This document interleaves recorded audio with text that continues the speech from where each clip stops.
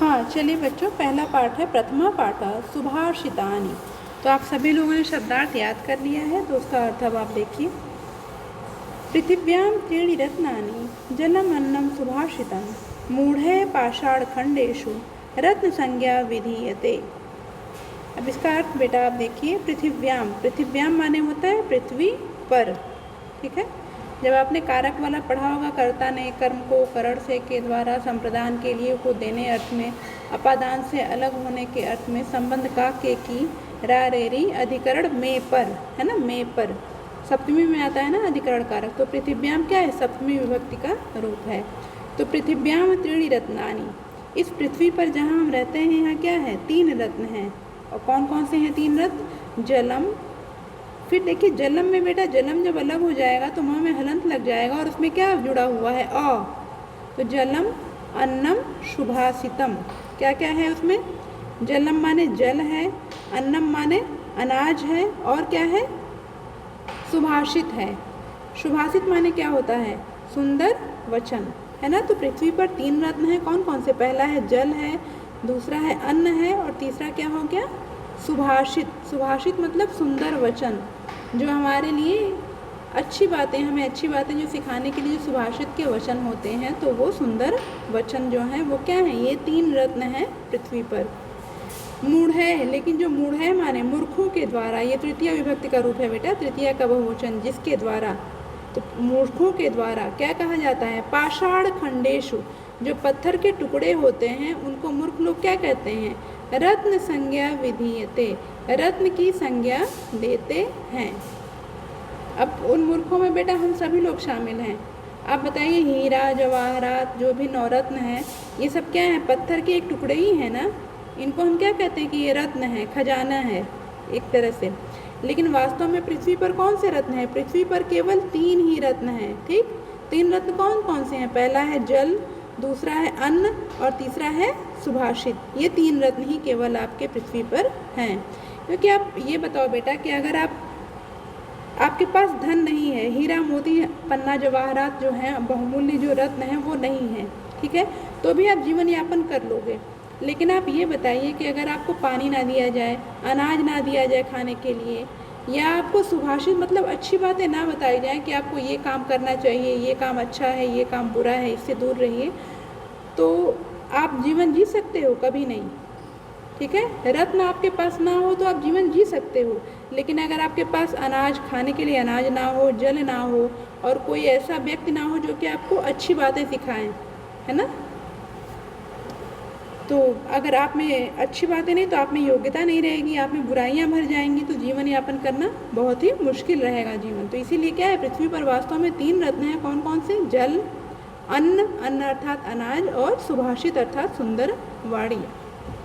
लेकिन मूर्खों के द्वारा जो है पत्थर के टुकड़ों को क्या कहा गया है, रत्न की संज्ञा दी गई है। मतलब मूर्ख लोग क्या करते हैं, पत्थर के टुकड़ों को रत्न कहकर पुकारते हैं, जबकि वास्तव में वे रत्न नहीं होते हैं, ठीक है। रत्न क्या है, रत्न तो केवल वही 3 हैं, कौन है, जल, अन्न और सुभाषित। और जो हीरा पन्ना जवाहरात ये सब जो रत्न कहे गए हैं वो क्या हैं, वो सभी गलत हैं। चलिए दूसरे श्लोक का अर्थ देखिए। सत्येन धारिते पृथ्वी सत्येन तपते रवि सत्येन वाति वायुश्च सर्वं सत्ये प्रतिष्ठितम्। सत्येन धार्यते पृथ्वी, सत्य के द्वारा ही पृथ्वी धारण की जाती है। सत्येन तपते रवि, और सत्य के द्वारा ही, रवि मतलब सूर्य जो है, तपते माने तप रहा है। सूर्य प्रतिदिन देखो उदित होता है और अस्त होता है ना, तो ये भी एक उसका निश्चित एक क्रम है। मतलब उससे वो ऐसा है नहीं कि अपने कर्तव्य पथ से रुक जाए, है ना। हमें सदैव आगे बढ़ने की प्रेरणा देता है, अपने मतलब निरंतर हमें कर्म करने की प्रेरणा देता है सूर्य। सत्येन वाति वायुश्च, और सत्य के द्वारा ही क्या, वायु जो है वह बहती है, और वायु हमेशा चलती रहती है निरंतर। वायु ना चले तो पृथ्वी पे जीवन ही रहना मुश्किल हो जाए, ठीक है। तो सर्वम सत्य प्रतिष्ठितम, तो यह सर्वम माने सब कुछ, संपूर्ण संसार ही क्या है, सत्य प्रतिष्ठितम, सत्य में ही स्थित है, या सत्य से ही विद्यमान है। चलिए बेटा आगे देखिए प्रश्न, ये श्लोक जो 3rd है, यहाँ क्या दिया है 3rd में, दाने तपसि शौर्ये च विज्ञाने विनये नये, है ना। दाने तपसि शौर्ये च विज्ञाने विनये नये विस्मयो न ही कर्तव्यो बहुरत्ना वसुंधरा। इसमें बेटा ये कहा गया है कि ना दाने, दान में, तपस्या माने तपस्या के विषय में, शौर्य, शौर्य के विषय में, विज्ञाने, विज्ञान के विषय में, और विनय अर्थात विनम्रता के विषय में, और नए, नए माने होता है नीति। आपने शब्दार्थ में याद किया होगा ना बेटा। तो नीति मतलब नीति के वचनों में, विस्मयो जो नीति की बातें हमें सिखाई जाती हैं, ठीक है। तो उस विषय में हमें विस्मयो न ही कर्तव्यो, विस्मय माने आश्चर्य, न माने नहीं, कर्तव्यो माने करना चाहिए। क्योंकि वसुंधरा, ये जो वसुंधरा अर्थात पृथ्वी है वो कैसी है, बहुरत्ना, अनेक रत्नों वाली है। मतलब हमारी पृथ्वी पे अनेकों रत्न के भंडार भरे हुए हैं। और वो रत्न क्या हैं, दाने। हमारे पृथ्वी पर अनेक दानवीर हुए, दानवीर कर्ण का नाम आपने सुना ही होगा। तपस्वी, अनेक तपस्वी करने वाले, ध्रुव का नाम आपने सुना है जो तपस्या करके अपना नाम अमर कर गया, ठीक। शौर्य, बहुत शौर्य बलशाली लोग हैं, है ना। तो शौर्य से जो कि हमारे देश की रक्षा कर रहे हैं। तो आप शौर्य के बारे में जान रहे हैं कि हमारे वो मतलब पृथ्वी पे क्या है, अनेक शौर्यवान लोग, बलशाली लोग विद्यमान हैं। विज्ञाने, विज्ञान के क्षेत्र में भी हमारा देश बहुत ही आगे है।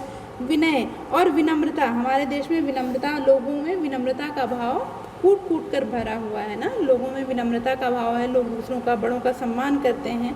और नए, नए अर्थात नीति, नीति की बातें, लोगों को पता है कि कौन बातें सही हैं, कौन बातें गलत हैं। हमारे बड़े बुजुर्ग हमें बताते हैं ना कि ये नीति की बातें, और अनेकों ग्रंथ हैं नीति पे आधारित। तो इसीलिए कहा गया है कि हमारी पृथ्वी जो है अनेक रत्नों से भरी है। कैसे भरी है, क्योंकि यहाँ अनेक दानवीर हुए, अनेक तपस्वी हुए, अनेक शौर्यवान, बलशाली, साहसी, बहादुर लोग हुए।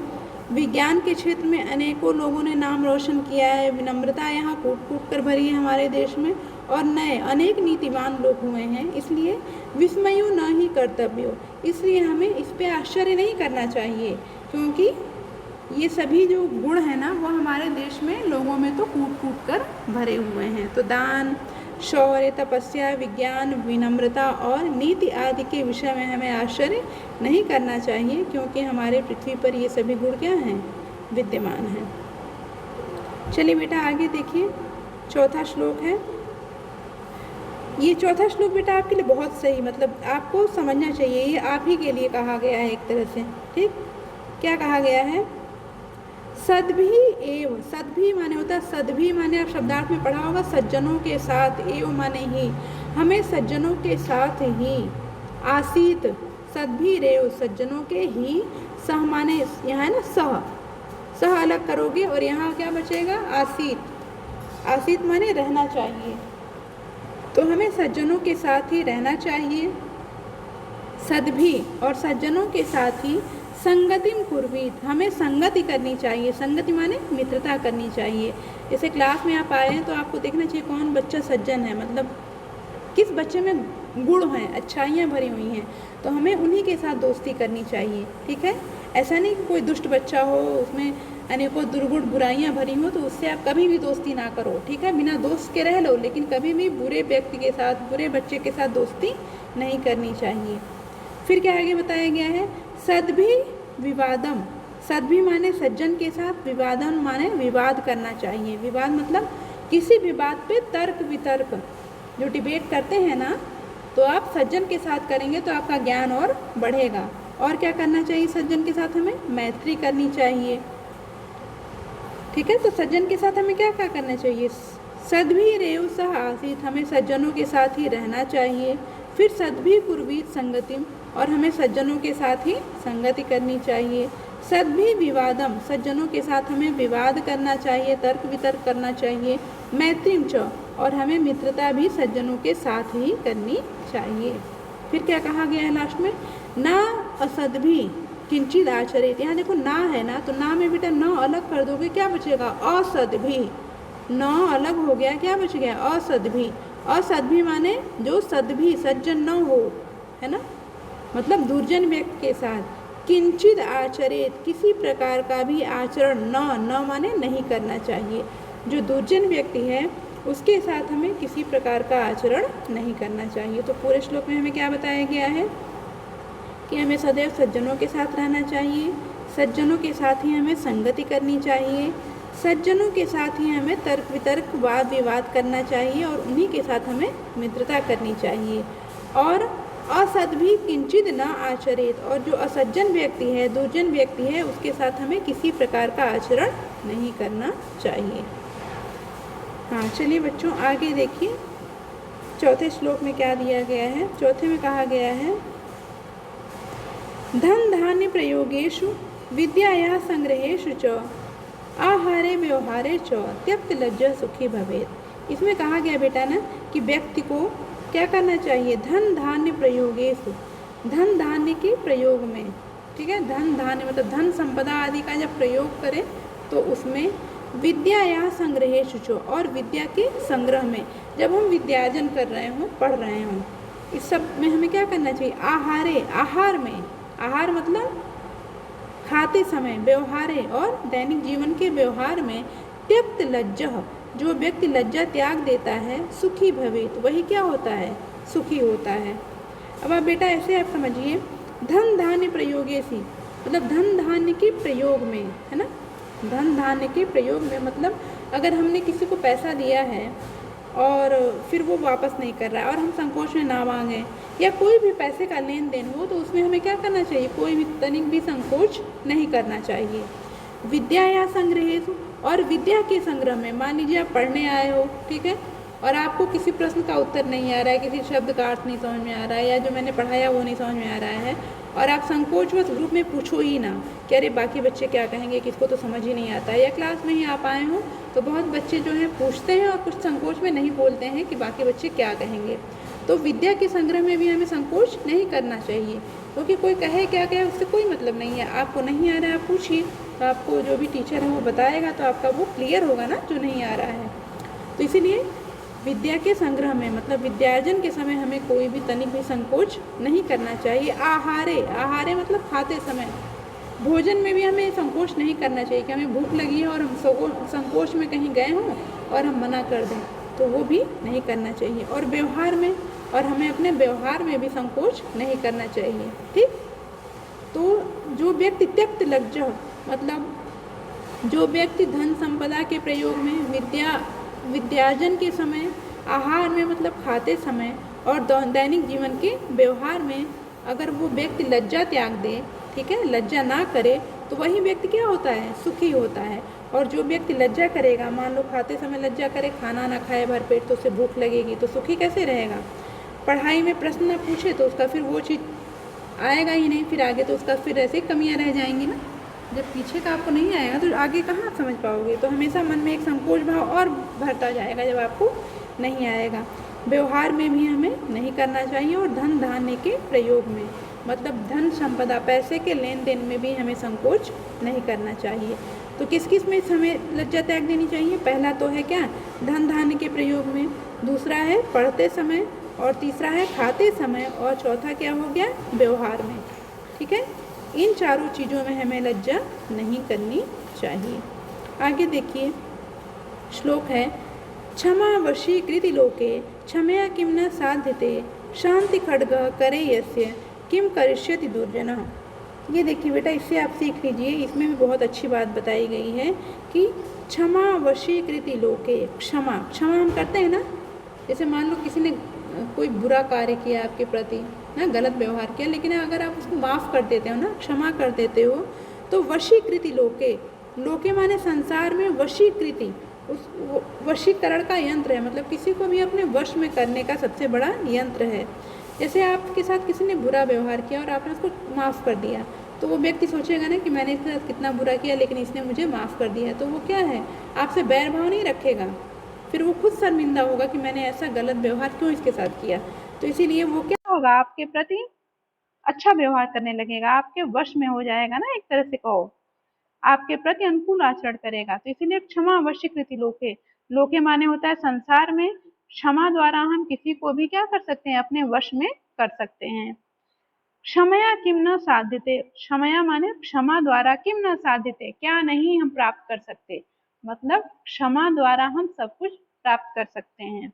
अब आगे क्या कहा गया है, शांति खड्गः करे यस्य, शांति माने शांति रूपी, खड्ग माने तलवार, शांति रूपी तलवार, करे यस्य, यस्य माने जिसके, करे माने हाथ में हो, मतलब जिसके हाथ में शांति रूपी तलवार हो, किम करिष्यति दुर्जना, पहला दुर्जन व्यक्ति है ना, दुर्जन दुष्ट व्यक्ति, किम करिष्यति क्या कर लेगा, ठीक है ना। तो फिर से देखिए, ऐसा नहीं क्लास में कोई बात हो तो आप, कोई बच्चा बुरा व्यवहार किया तो आप उससे दुश्मनी निकालने लगो, ठीक है। छोटी छोटी बातों को छोड़ देना चाहिए, माफ कर देना चाहिए, तो उससे क्या है, आपका संबंध अच्छा रहता है। तो इसीलिए कहा गया है कि क्षमा जो है इस संसार में, लोके माने संसार में, वशीकृति, वशीकरण का यंत्र है, मतलब हम क्षमा द्वारा किसी को भी वश में कर सकते हैं। क्षमया किम न साध्यते, और क्षमा द्वारा भला क्या नहीं सिद्ध हो सकता है, अर्थात क्षमा द्वारा हम सब कुछ प्राप्त कर सकते हैं। ठीक उसी प्रकार शांति रूपी तलवार जिसके हाथ में है, किम करिष्यति दुर्जना, उसका भला दुर्जन व्यक्ति क्या कर सकता है, ठीक है। चलिए, तो बेटा सबसे पहले आप शब्दार्थ अच्छी तरह याद किया करिए, शब्दार्थ याद रहेगा तभी आप पाठ को अच्छी तरह समझ सको।